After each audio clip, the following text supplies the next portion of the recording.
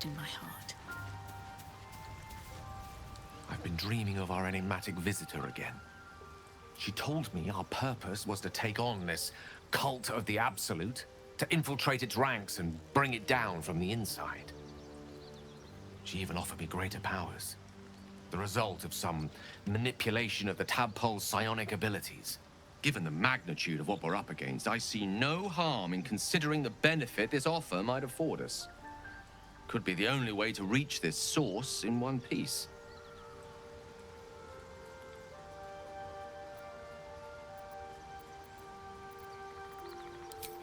I suppose you're right. We still see only a part of the picture, however much our visitor claims to show the full vista of options at our disposal.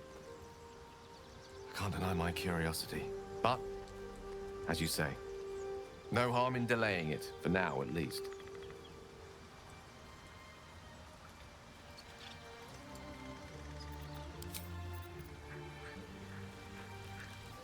The dog pants through a ball held firmly in his mouth.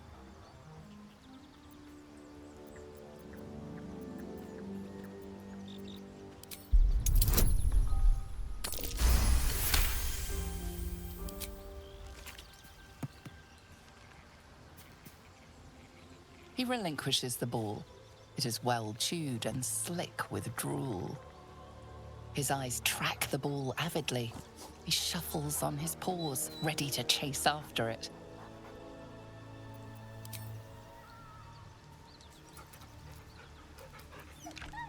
Scratch's tongue lolls out happily, his tail wagging even faster.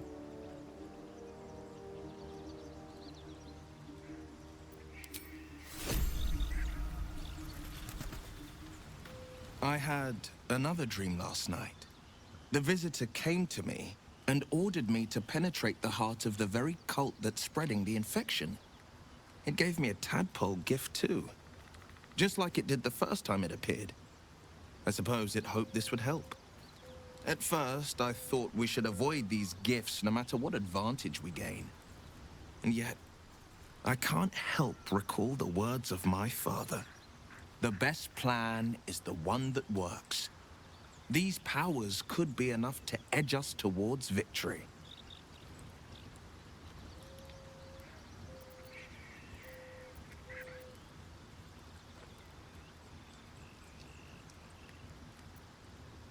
Then we do well to walk around it. Use these powers sparingly, if you must use them at all. Not so enchanting as you'd think.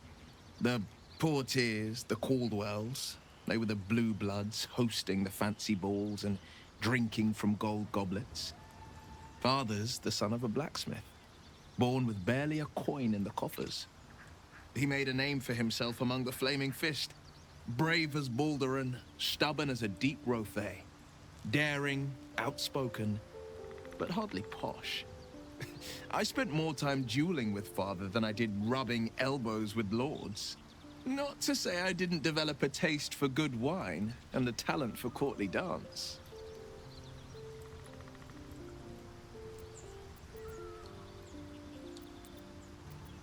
Yes and no. Father taught me the 4 pillars of power: courage, insight, strategy, justice. He reckoned I'd follow in his footsteps.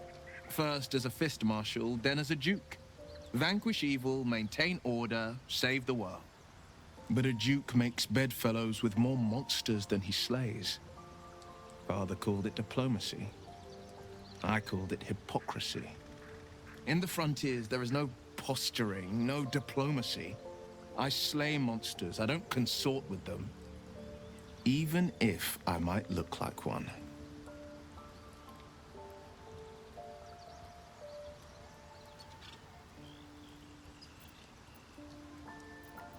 It's said that anyone who bathes in the river of blood emerges as one born anew.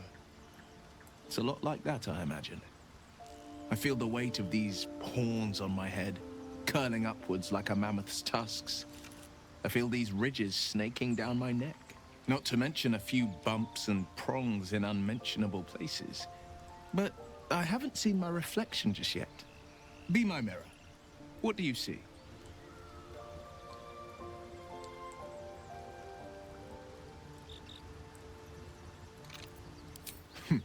It's because you know the heart lurking under the horns. The people will see a curiosity, maybe even a beast hungry for their souls. But I will slay their monsters, keep them safe. And one day they will see the Blade of Frontiers again.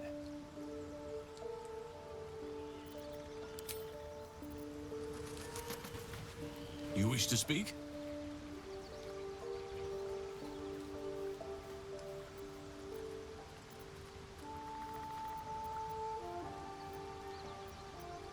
Precious little. But I'm quite certain it can still be found.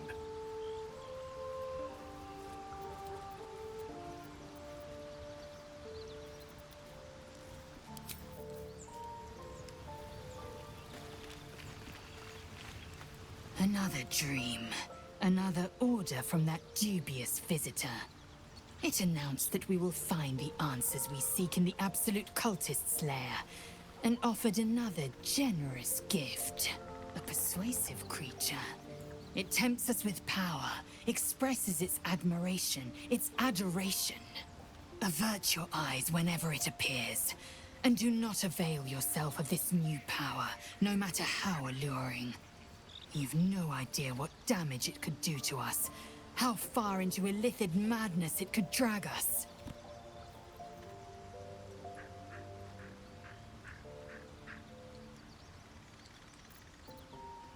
Well chosen. Battles are won with swords, not mind games born of brainworms. And there will come a battle, of that I'm most certain. The one truth that fell out of the dream figure's cankered lips.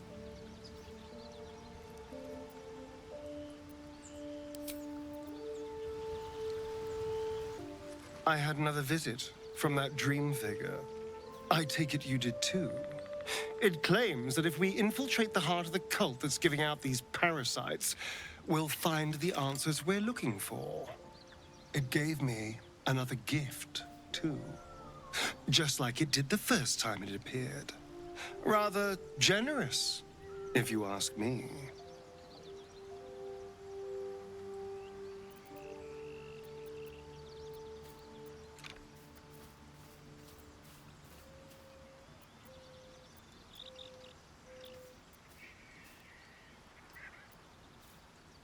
And if that fails, then there's always killing them quietly.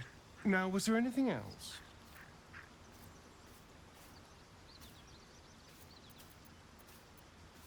Who knows? Drow? Mind flayers? Death? Hopefully not ours. But maybe answers.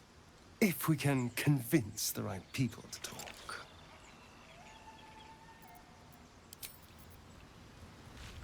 All these telltale signs of Dark Justiciars that we've been seeing, I'm having a hard time believing they're a coincidence.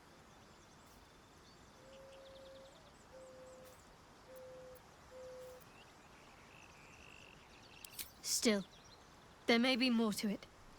I need to keep alert, in case that suspicion amounts to anything.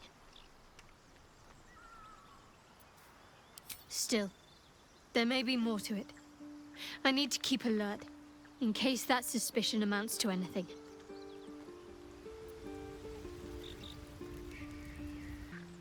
Another visit from the Golden Paladin.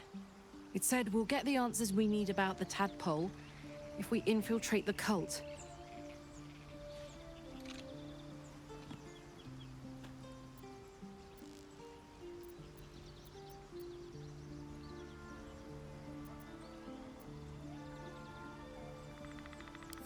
Could be, but I'm not sure either. And I'd rather rely on our wits and our weapons than a tadpole that could be up to anything in there.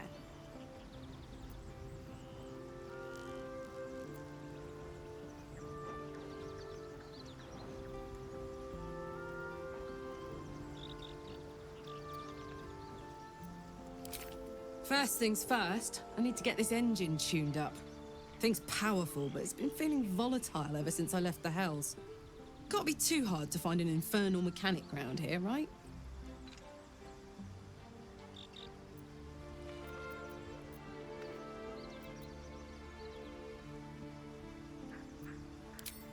That's the short of it. Bloody thing's been in overdrive since I left Avernus. The year, 10 Air. The place, sleepy little town called Baldur's Gate. Our hero, Karlach, a knock-kneed delinquent from the outer city with everything to give and nothing to lose. I was a kid looking for a way to fill my days and make some cash when I fell into the wrong crowd. Worked for a guy I respected. A lot. Turns out the feeling wasn't mutual. Through the jigs and the reels, he made a deal with Zariel behind my back. You know Zariel, right? Archdevil of Avernus. She put this thing in my chest and set me to work. Well, to war. I learned quick how to stay alive. And the engine served me when it came to killing devils. 10 years of that. The stories I could tell.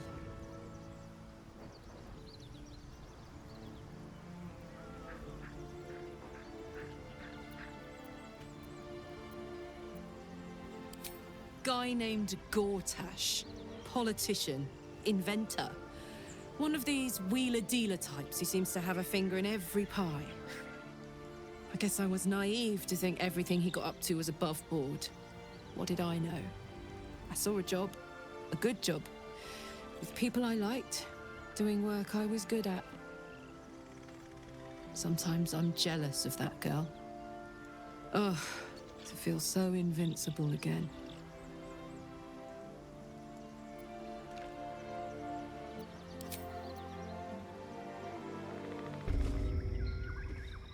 I don't want a crumb left on that plate, girl. Auntie Ethel, please. One more bite and this pie is gonna come back up to say hello. Don't make me get the wooden spoon. You're eating for two, so get to it. If it isn't the cheekiest pup of them all, you'd best have one hells of an apology for me, young lady.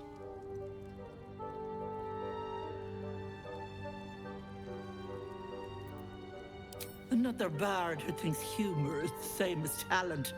Cute. You know, I was gonna give you a swift kick up the arse and show you the door. But I think you and I could have a bit of fun together. Gods grant me patience. Eat up, Mayrina. I won't say it again.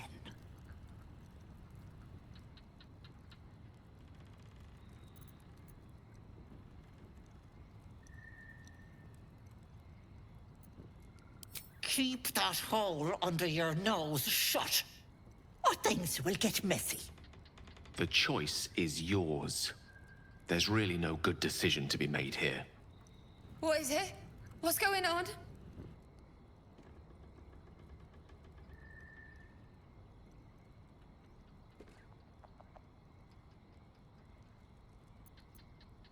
That can't be true.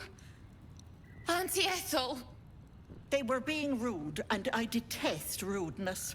You monster! The deal is off!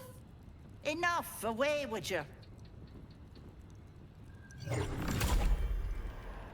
Blessed silence at last. Some time in the cage should do her good. And you'll regret sticking your nose in my business.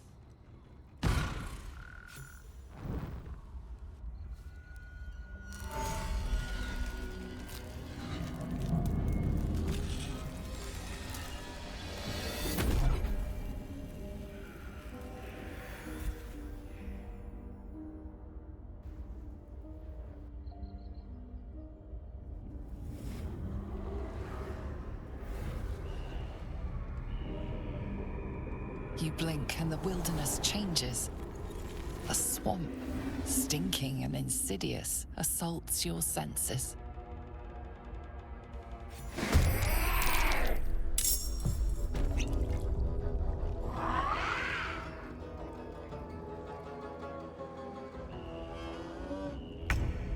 Quickly.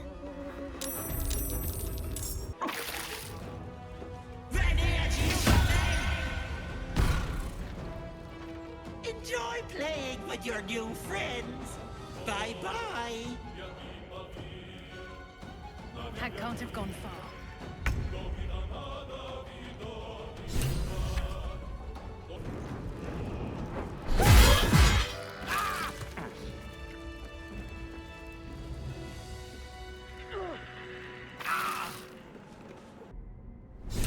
My condition likes being ignored as little as I do.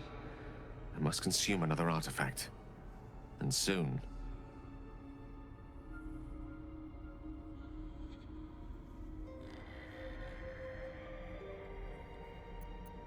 Thank you.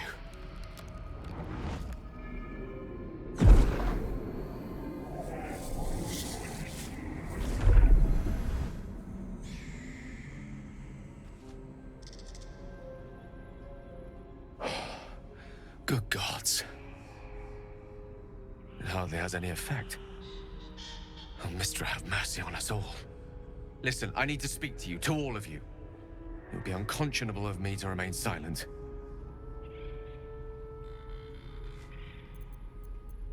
I might just be about to remedy that. You have to know who I was. You have to know who I really am. What I am is a walking shadow of the promise I once held. I'm what one might call a wizard prodigy, who from an early age could not only control the weave, but compose it, much like a musician or a poet. Such was my skill that it earned me the attention of the mother of magic herself, the Lady of Mysteries, the goddess Mistra. She revealed herself to me and she became my teacher. In time, she became my muse, and later even my lover.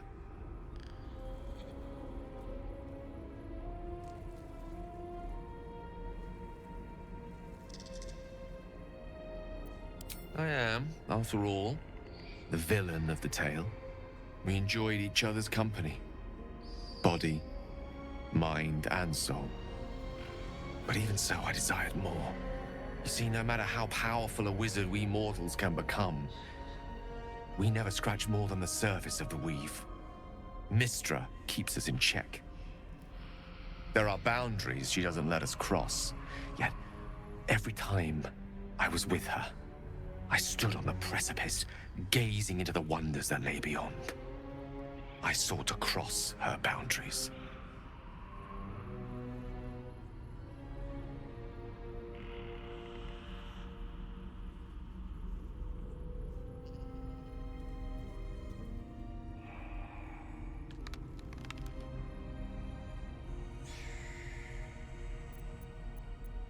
I tried to convince her. I pouted. I pleaded, swore my ambition was only to serve her better. She only smiled and told me to be contented. But inconceivable as it seems to me now, I shared a bed with a goddess, and yet I wasn't satisfied. So I sought to prove myself worthy to her instead. We come now to the crux of my folly. Shall I share the story behind it, or would you rather head straight to its sordid finale? Very well. Here goes. Once upon a very long time ago, a mighty lord lived in a tower. A flying tower, to be precise. I'll save his history for another time, but the gist of it is that he sought to usurp the goddess of magic so that he could become a god himself. He almost managed, but not quite. His entire empire, Netheril, came crashing down around him as he turned to stone. The magic that was unleashed that day was phenomenal. Roiling like the prime chaos that outdates creation. Even the weave itself could not withstand the onslaught. It fractured, then shattered, and all magic was lost to the mortal realms. Until the day Mistra returned. She restored the weave, reuniting all its scattered shards. Or so I thought. Until, in the course of my studies, I learned of a book. A Netherese tome in which a piece of the fractured weave had been sealed beyond her reach. What if, I thought, what if, after all this time, I could return this lost part of herself to the goddess?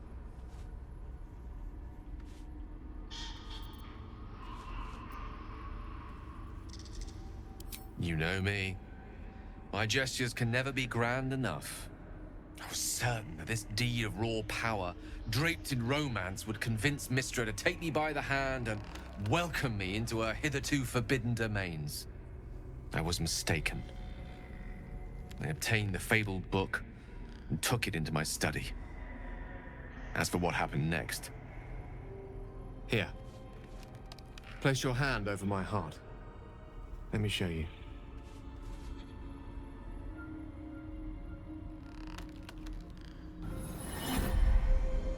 You feel the tadpole quiver as you realize Gale is letting you into the dark. You see through Gale's eyes, staring down the corridors of a dread memory. A book, bound, and suddenly opened. Inside there are no pages, only a swirling mass of blackest weave that pounces.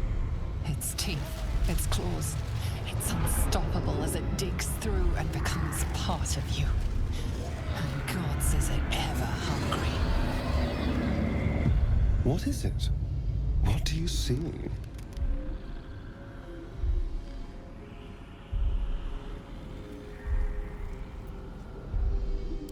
Thankfully, the moment I absorbed the fragment wasn't enough to kill me outright. It was only the beginning.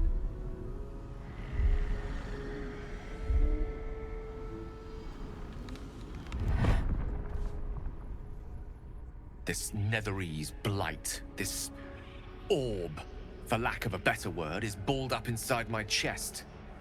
And it needs to be fed. As long as I absorb traces of the weave from potent enough sources, it remains quiet. Were it ever to fully destabilize, however.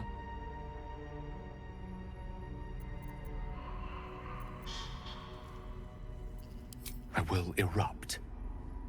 I don't know the exact magnitude of the eruption, but given my studies of Netherese magic, I'd say even a fragment as small as the one I carry, it'd level a city the size of Waterdeep.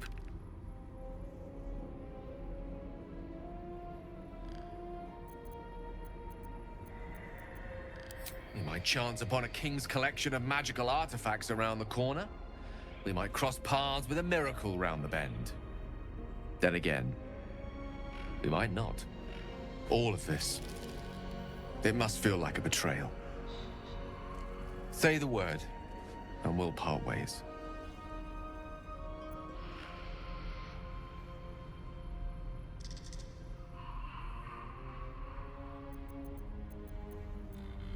You'd have us debate that Netherese Jack-in-the-Box should be a blip on the horizon by now. Absolutely. We're all risky in our own ways. We stick together anyway, right? That is a great relief. Oh, a great relief indeed. You truly are a soul that steals my own.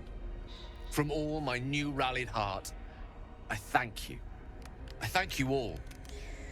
I understand if you stand against me. I'm humbled if you stand with me. Either way, I will do my best not to let you down. I stand at a precipice, but if you do not give up hope, neither shall I. I'll fight. I'll resist as long as I can. Now, even I am tired of the sound of my own voice. Let us venture forth. Let's have a look. I can't... You are as thick as they come, sweetness. This is my personal playhouse, and you don't have an invite. Get out!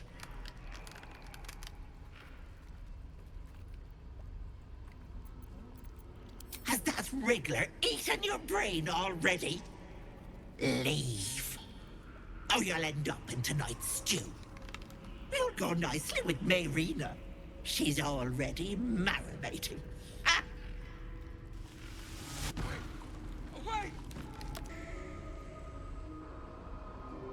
You feel crushing waves of fear as the presence within the door recoils. It can't let people through, not again. Images flash. A man cowering, a bag open at his feet. gold coins spilling onto the floor. His cries for mercy are cut short as the hag slices into him, dismembering him painstakingly, limb by limb. She cackles, the man's remaining flesh twisted and contorted, becoming the twisted surface of the door before you. Flee, you feel it cry.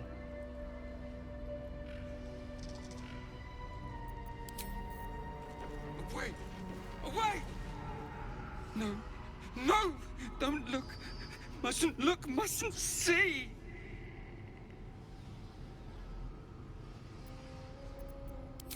I see it. What's to come? Me. Dead. Dead! Flesh rotten, bone shining!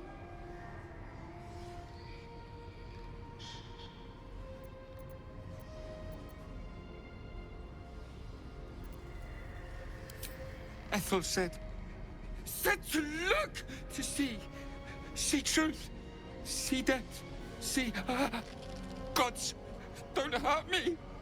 Oh, please, please, please, please, please.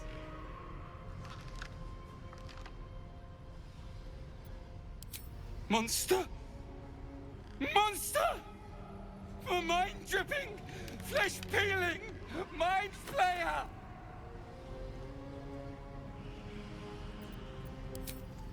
Mind flayer! No intention of letting that happen. Don't look. You feel the barest hint of life from within the door.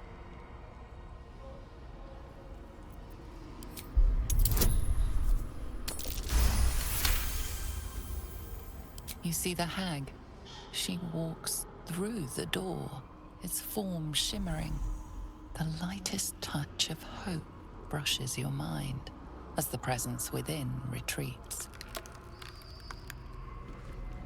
Stop, please.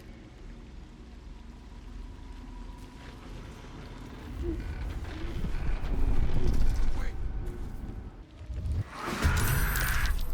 You want the girl so bad.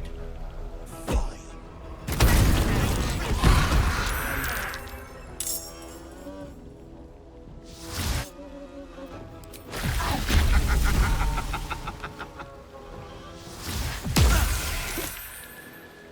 That girl hasn't got long.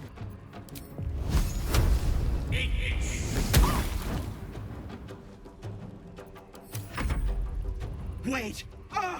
Wait just a tick! Killing me is a waste of time.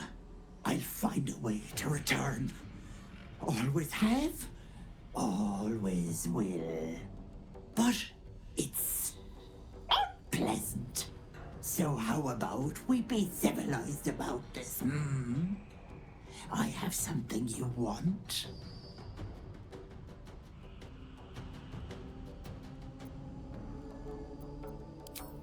If you're gloating now, just wait till you hear my offer, Petal. I can give you power, anything you want. You want to be stronger, tougher, smarter? Done. Just let me go. Poisoned deal. Trust me. Don't believe a word she says. What'll it be, Petal?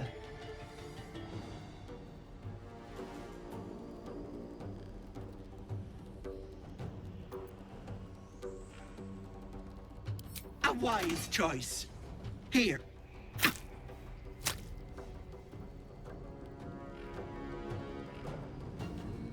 I can set up shop elsewhere.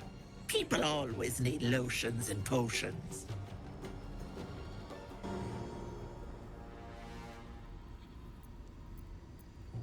Oh, don't act like you won't miss me. Bye-bye, Petal. That orb seems powerful. What can it do once it's extracted? Nothing good can come of it unless it is contained. Why? It might be useful. Who knows?